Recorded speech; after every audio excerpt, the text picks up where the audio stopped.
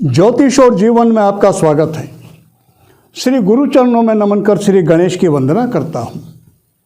Corona एक ऐसी बीमारी जो महामारी का रूप ले चुकी है। इस बीमारी से हमारा देश ही नहीं, आज पूरा विश्व पीड़ित है। पिछले वर्ष से चली इस बीमारी ने इस वर्ष भी मार्च से और जोश खरोश से इसने दोबारा इसमें अपना जोर दिखाया है। कितने ही परिवार अपने परिजनों को इस बीमारी से खो चुके हैं। पीड़ित है पूरा विश्व, ये सत्य, ये सच्चाई है। लेकिन दूसरी तरफ एक बात और है। दूसरी तरफ है जीवन, जीने की आकांक्षा, जिजीविषा। दोनों में एक तरह से यूँ कह सकते हैं कि आज के समय में टक्कर चल रही है। कोरोना चाहता है, महामारी चाहती कि मैं सबको ले जाऊं, और हर व्यक्ति चाहता है कि मैं जीवित रहूं।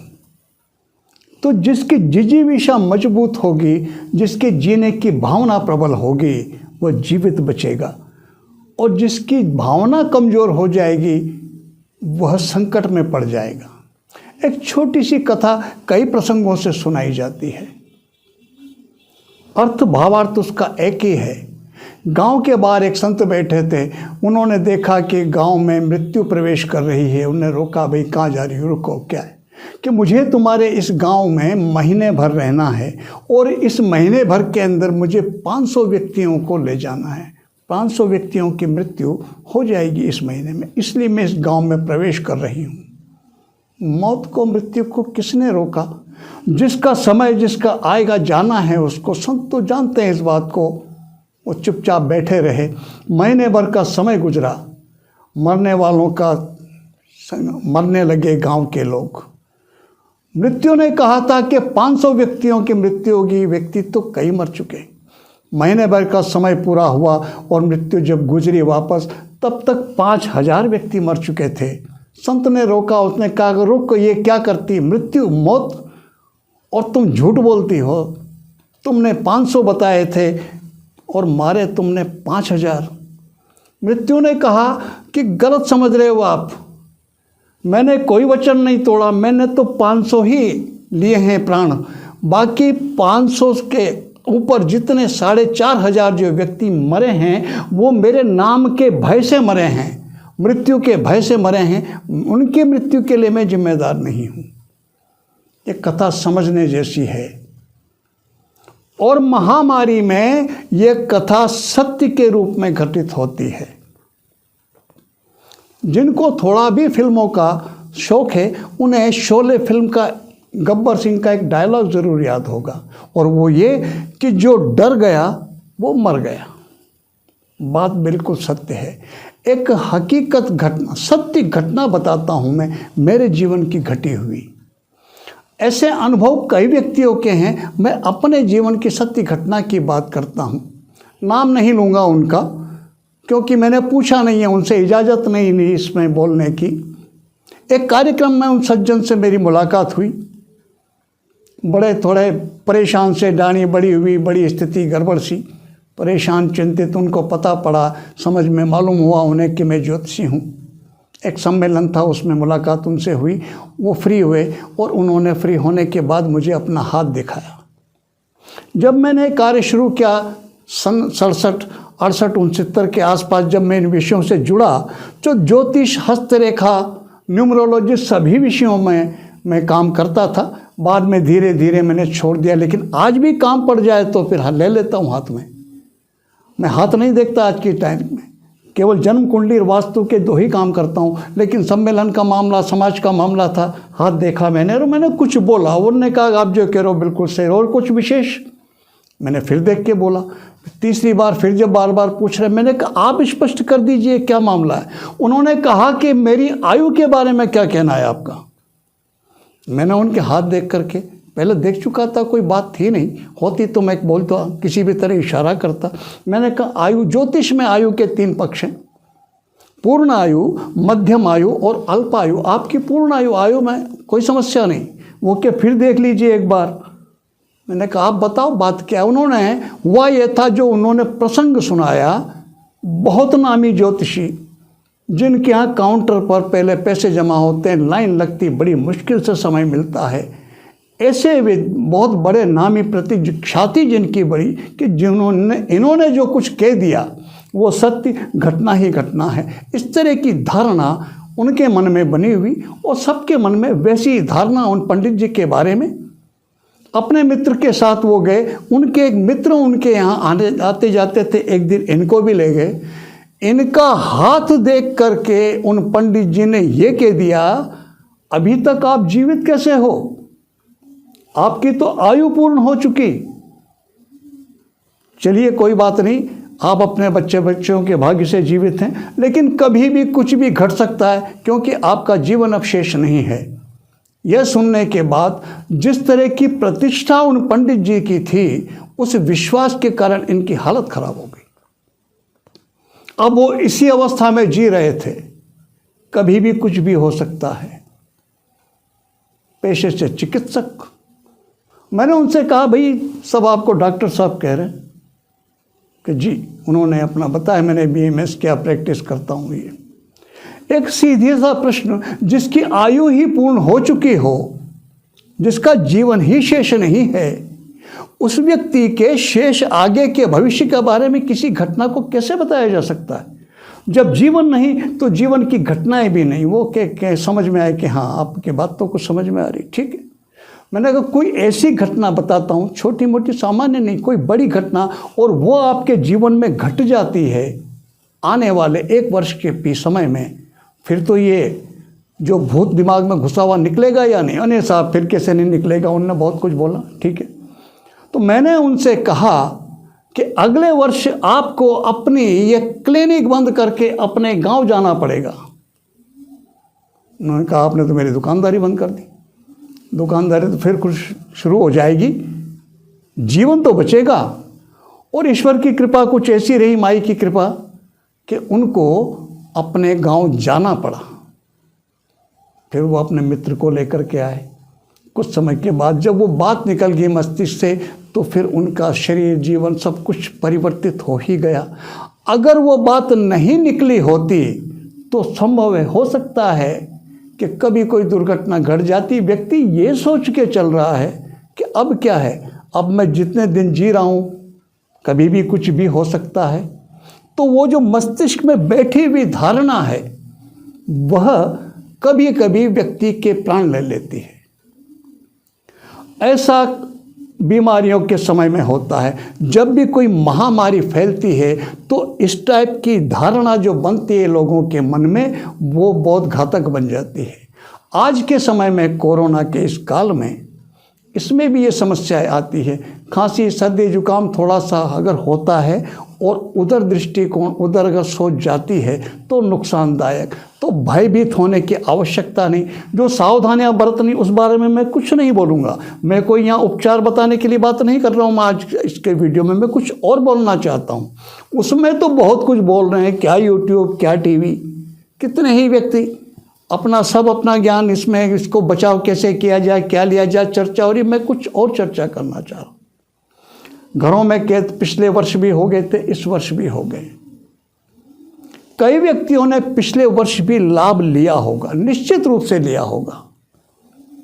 जो नहीं ले पाए उन्हें चाहिए कि जो वर्ष गुजर चुका वो तो गुजर चुका, हम इस वर्ष इसको न गुजरने दें, इसका लाभ उठाएं। यह तो चल रहा है, इसका हमारे हाथ में नहीं है। यह बीमारी पर जब नियंत्रण होगा तब होगा। तब तक हम क्या करें?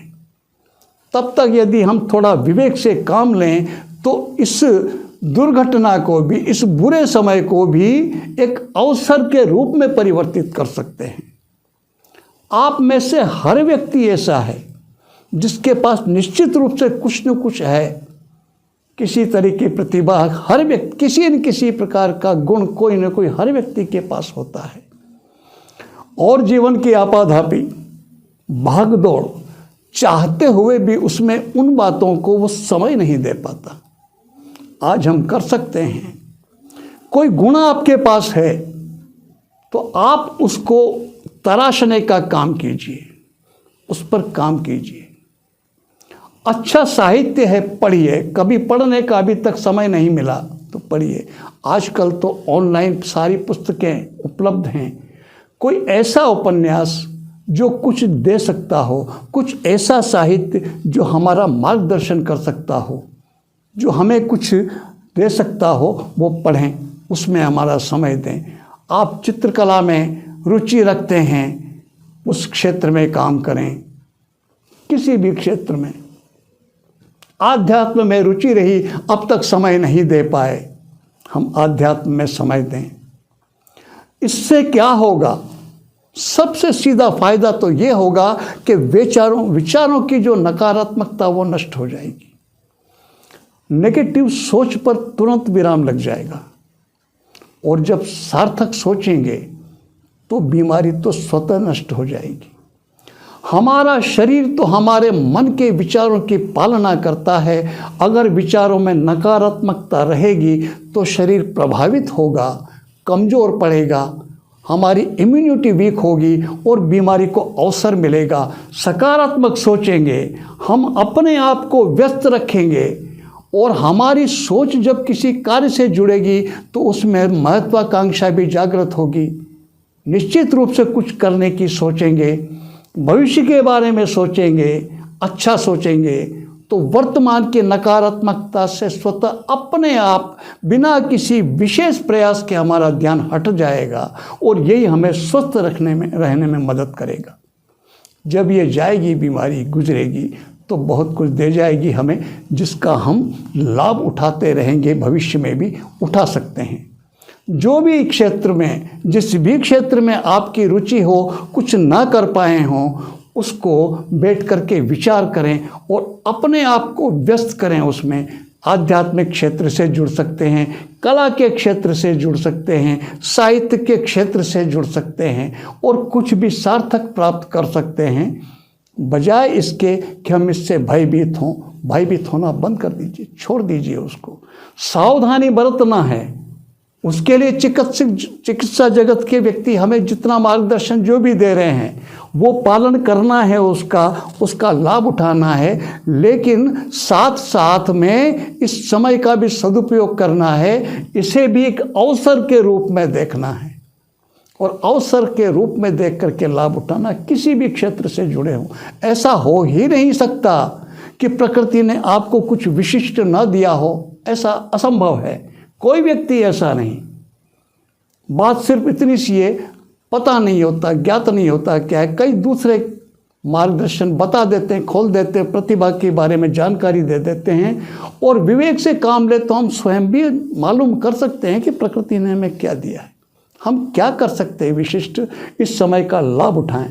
निश्चित रूप से ये हमारे जीवन को इस बुरे समय में भी रक्षा करके एक सार्थक दिशा में मोड़ देगा। इसको अवसर के रूप में परिवर्तित करें। बीमारी तो चल रही, उस पे हमारा कोई बस नहीं है। वो जब नियंत्रण में आएगी तब आएगी। तब तक के समय को किसी भी प्रकार से नकारात्मक सोच करके व्यतीत नहीं करना है, वो हमारे लिए नुकसानदायक साबित होगा। इसको अवसर बना लीजिए। एक प्रश्न शायद सोच सकते हैं आप, क्या आप ये कह रहे हो आपने क्या किया? आपने ऐसा किया है क्या? बिल्कुल किया है। पिछले वर्ष जब ये कोरोना शुरू हुई बीमारी, सब घरों में कैद हो गए, तो पिछले वर्ष ही 30 अप्रैल 2020 को YouTube चैनल पर, इस चैनल पर जिस पर आप देख रहे हैं, ज्योतिष और जीवन का पहला एपिसोड ऑन एयर हुआ था। सदुपयोग किया समय का। कई व्यक्तियों का मुझ पर प्रेशर, मिलने जुलने वालों का बरसों से, कि बहुत कुछ आपके पास, थोड़ा इसको साहित्य पुस्तक के रूप में, ताकि लोगों को मार्गदर्शन मिल सके। विचार तय ये हुआ, आज के समय पुस्तकों का पढ़ने की रुचि बहुत कम है।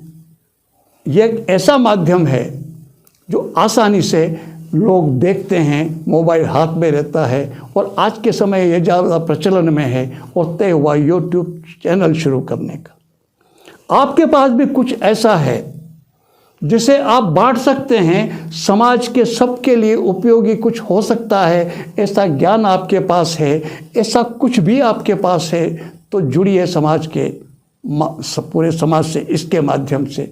कोई भी माध्यम पकड़ लीजिए, कुछ भी करिए, लेकिन कुछ सार्थक करिए और इस समय का सदुपयोग कीजिए। डरिए नहीं, भयभीत मत होइए और इस आपदा के समय को भी अवसर में बदल लीजिए। मैं चाहता हूँ कि आप सब अपनी प्रतिभा को पहचानें और इस बीमारी के समय को भी अवसर में बदल करके उसका लाभ उठाएं। ईश्वर आप सब पर कृपा करें, आप सबकी, आपके परिजनों की इस बीमारी से रक्षा करें और सबको इतनी बुद्धि दें, इतना विवेक दें कि वो इसको अवसर में तब्दील कर सकें, एक अवसर मान के इसका लाभ उठा सकें। इसी प्रार्थना के साथ मैं आपको नमन करता हूँ। नमस्कार।